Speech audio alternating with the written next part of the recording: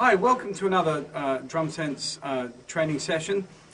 Staying with the working the inner clock theme, I'm going to do the third track, which is called Geoff. No, it really is, look. And you can see that the scoring on it is fairly minimal. Again, like the Ionosphere spring track, the first track, we really just have got some kind of rhythmic markings. There's no real score as such. But if I explain the, you'll notice it says halftime shuffle at the top there. If I explain the title, the UH as in Geoff, the refers to the third partial of a triplet, 1 and 2 and and the Geoff is a tip of the hat to the late, great Geoff Porcaro, because this track features a kind of a halftime shuffle in the style of Rosanna, made famous by a band called Tutor, and of course Geoff Porcaro was the drummer, and I'm sure everyone watching this watching this clip knows what I mean when we talk about a Purdy shuffle. Purdy being the drummer, Bernard Purdy. And this shuffle with a ghosted second partial, second triplet partial, like this: 1 and a 2 and a.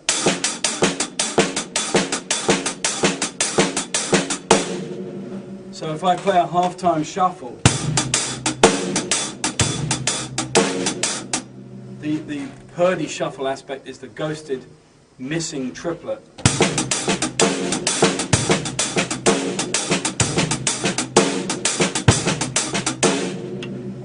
I'm sure we all know how to do that. So really the implication with the title Geoff is that the hits we're going to be focusing on are the swung eighth note, or if you like, the third partial of a triplet, 1 and 2 and And the reference to Geoff Porcaro implies that we're going to be playing a kind of a halftime shuffle. It says halftime shuffle, but we can stick that little missing triplet in as a ghost note and turn it into a Purdy shuffle type feel. Now, having said all that, it may take a lesson or two to get your student to play a good Purdy shuffle with various bass drum patterns behind it.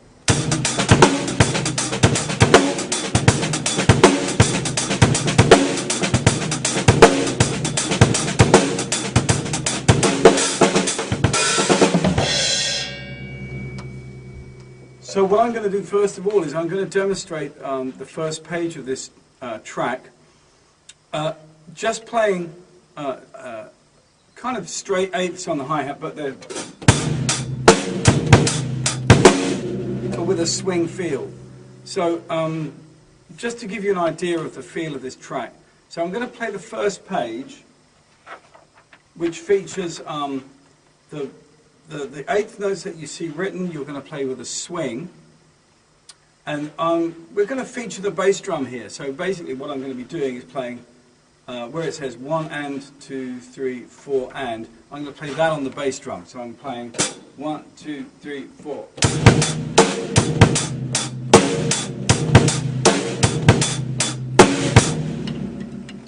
And as the tune goes down, there are some variations on that, which I'll also demonstrate in a second. But we're playing when we get the drums come in, and then here we hit the of beat 1. Now it's coming at you quite quickly. So it's 1 and a 2 and a 3 and a 4 and a 1 and a 2 and a 3 and a 4. 1 3 4 1 2 3 4 1 It's quite quick. It's not like 1 2 3. It's a very quick count. And then down here we have the of 2. There's some quarter note triplets here which will make themselves obvious, and also there's a slight change of groove. So on this line the groove changes to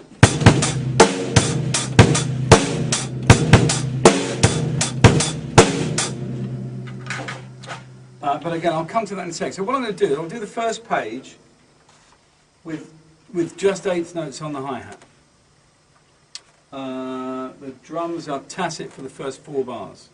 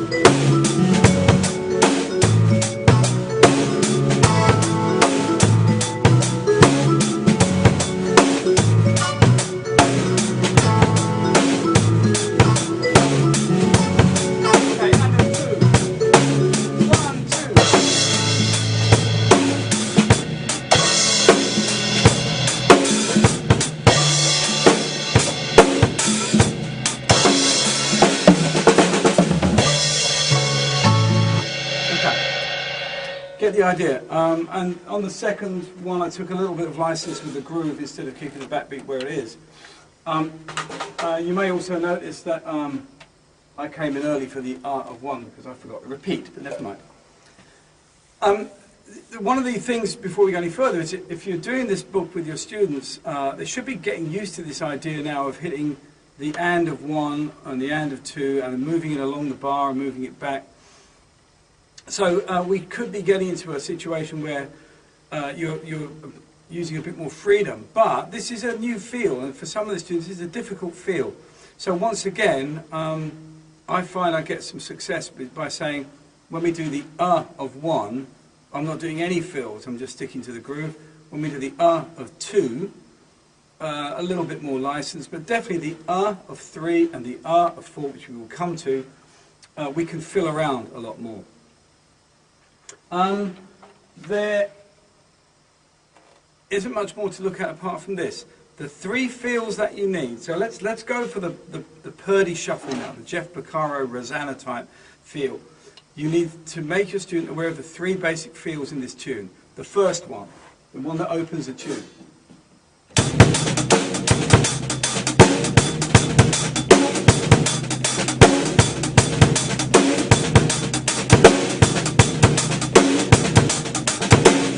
Okay, then there's the second feel, which comes after the quarter note triplets, which is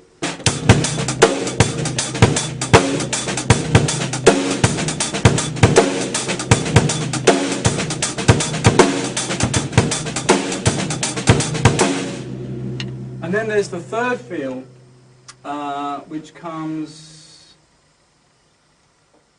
after the quarter note triplets happen the second time, which they do. The third feel is more like the Rosanna type feel, which is halfway down the second page.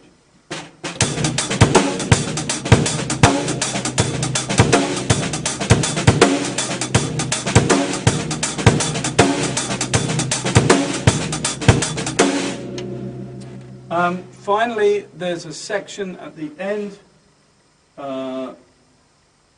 when you do the coda. The coda has the of four, followed by 1, 2, 3, 4, 5, 6, 7, 8 bars that you play 3 times with a little figure at the end each time. 1 and a 2 and a 3, Now you're going to finish that figure with the band. That's how the tune's going to finish. Diddly diddly da da ba. That's how it finishes. But the 2 times before that, you've got a nice little challenge to try and acknowledge that feel, maybe, but still hit beat 1 of the first bar, which you'll see me do. I'll point it out. Okay, so what I'm going to do is I'm going to play the whole tune using the Purdy shuffle all the way through. Here we go. 8 bars in.